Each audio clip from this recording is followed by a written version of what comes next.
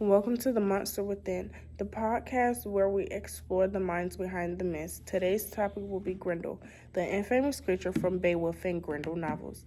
But what if Grendel isn't just a bloodthirsty beast? What if he's the product of isolation, anger, and existential dread?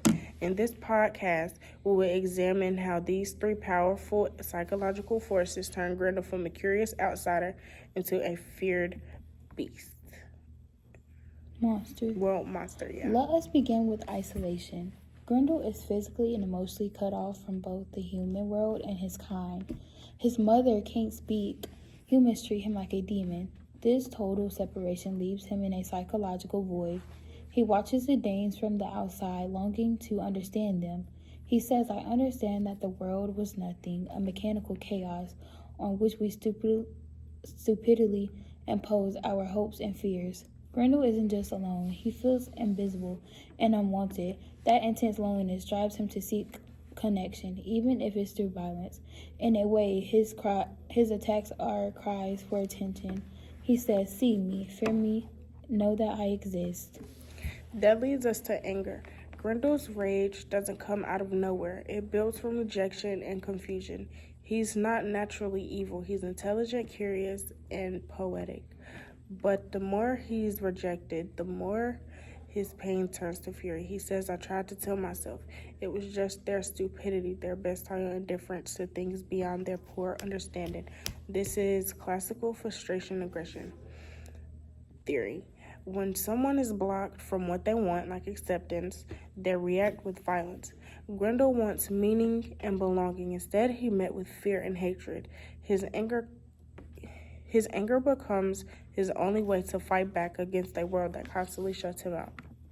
Now, let's talk about existential dread.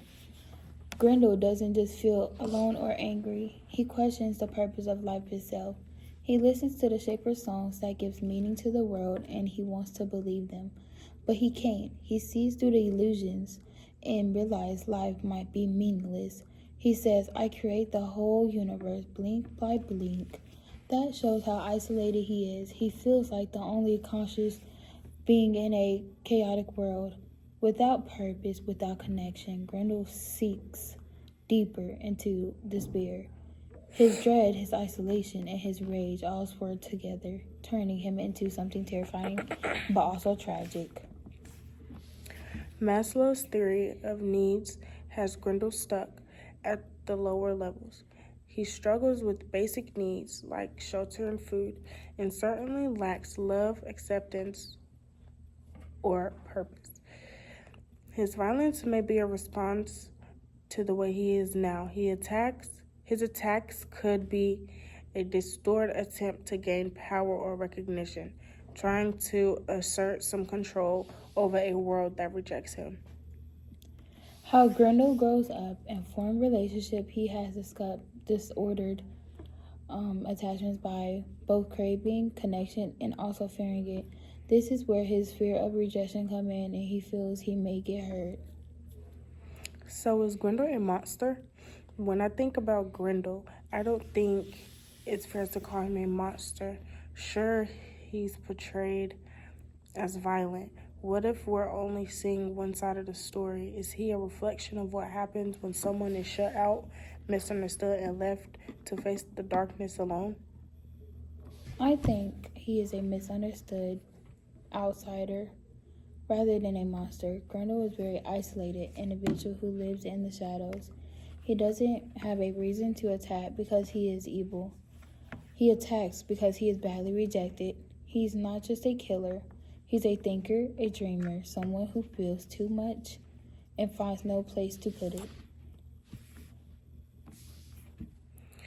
Right.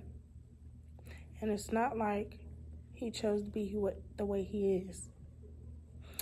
He's described as a descendant of Cain, marked by a curse he had no control over. That's more tragic than monstrous. He was born into hatred. His anger makes him dangerous, but his isolation makes him sympathetic. His existential dread makes him human. Grendel may be a monster in the eyes of men, but maybe he he has never meant to be one at all. Thanks for listening to The Monster Within. Remember, the scariest monsters are always the ones with claws. They're the ones showed by silence, sorrow, and suffering.